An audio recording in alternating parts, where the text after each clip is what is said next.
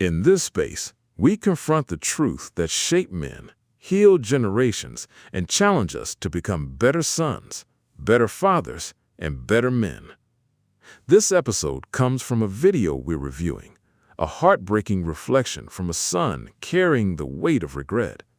His father is gone now, and with tears in his eyes, he speaks about everything he wishes he had said, everything he wishes he had done. The love was there, but the expression of it came too late. And that raises a painful question for all of us. Why do so many men wait until death to speak love? Why do we wait until the funeral to tell a father how much he mattered? Why do flowers so often arrive after the heartbeat is stopped? I recently lost my father a couple of days ago. Me and my family just had the service and buried him 2 days ago. And I came to realize that being a father is such a thankless job. I'm not taking anything away from you ladies. Thank all the mothers. Thank you all for what you do for the community, the family. But I'm specifically talking about fathers.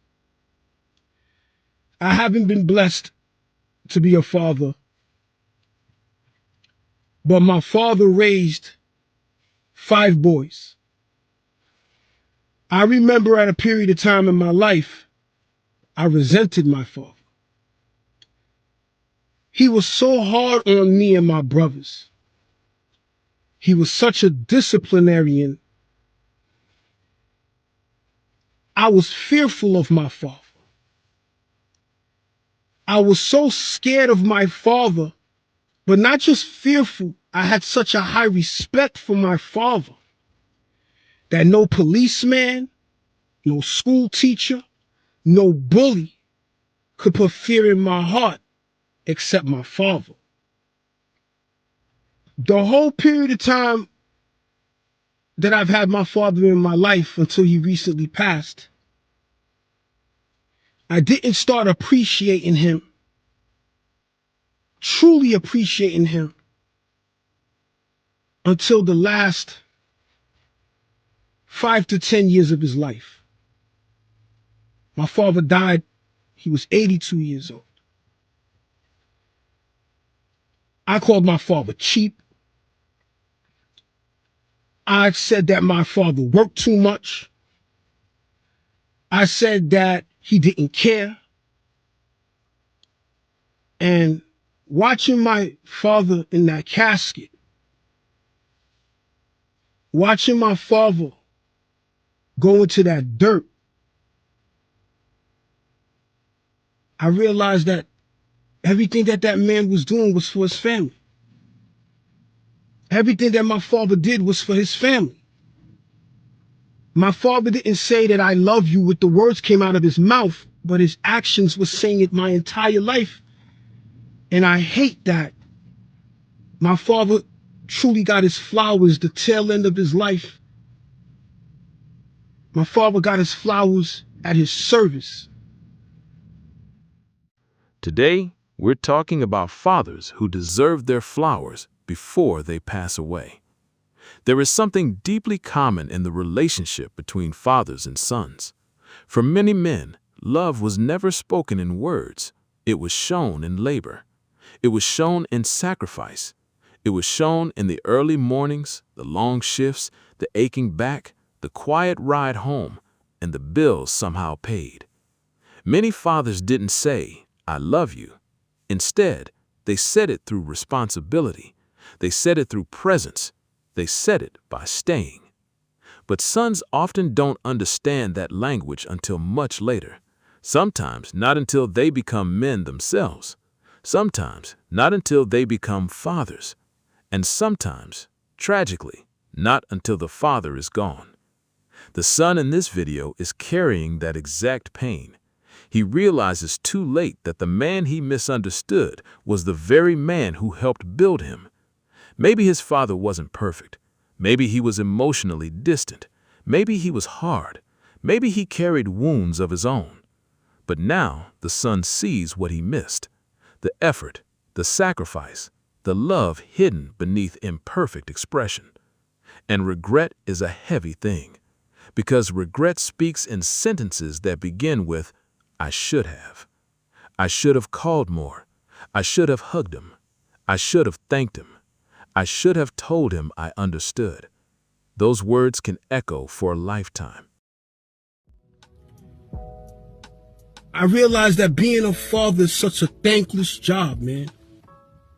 And unfortunately, fathers get their just due later. I'm not taking anything away from you mothers. You mothers are appreciated. But fathers don't get their love and their just due most of the time until later. My heart is hurting now that I don't got a father no more, man.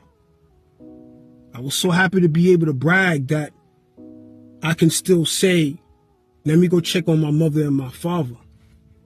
I don't got a father no more. I'm hurt.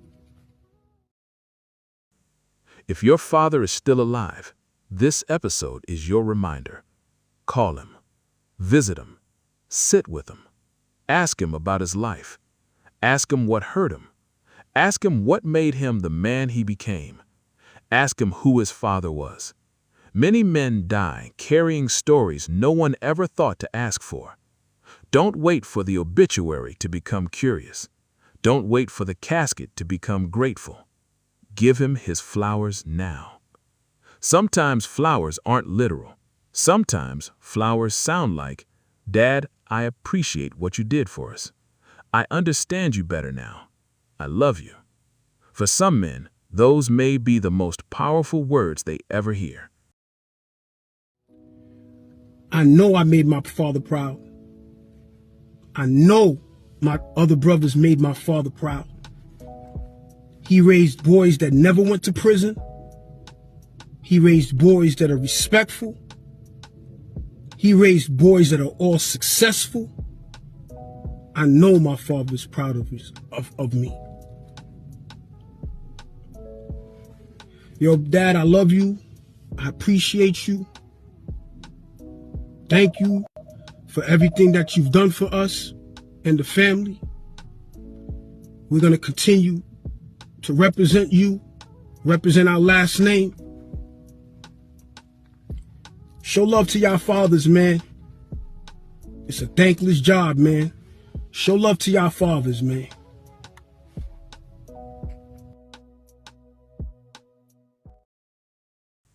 And to the fathers listening, your sons may not always know how to say it. Some are still learning. Some are still healing. Some are still wrestling with what fatherhood meant in their lives. But your presence matters, even when it goes unseen, even when it goes unspoken. Never underestimate what your consistency has meant. Before this episode ends, I want to leave you with this. Don't let grief say what gratitude could say today. Don't let loss become the first time love is fully spoken. Honor the men who helped shape you while they can still hear your voice. Because the greatest flowers are not laid on graves, they are given in life. This is Evolving Manhood, and today I challenge you to reach out to your father figure, uncle, grandfather, or mentor. Give him his flowers now. Thank you for listening. We'll catch you next time. Please like, comment, share, and subscribe. Peace.